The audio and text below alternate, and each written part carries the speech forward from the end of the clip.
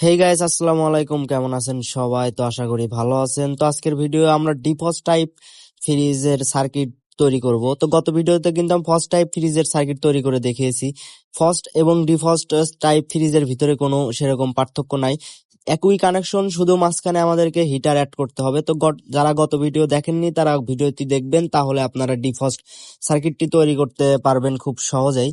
তো এইটাতে শুধু আমরা হিটার অ্যাড করব। তো হিটার অ্যাড করার জন্য হিটার নিতে হবে এবং সাথে নিতে হবে হচ্ছে থার্মাল ফিউজ এবং কুলিং ওভারলোড।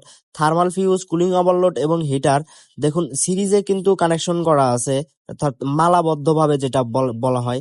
তো সিরিজে কানেকশন করাই আছে, আমরা এইভাবে সিরিজে কানেকশন করব। আমি করে রেখেছি, দেখুন সেম টু সেম করবেন।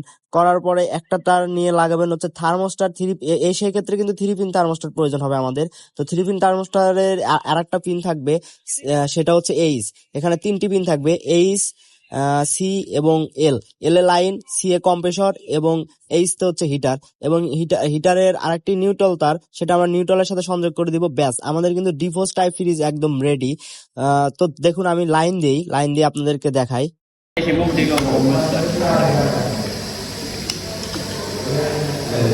তো আলহামদুলিল্লাহ আমাদের সার্কিটটা কিন্তু এখন কাজ করতেছে।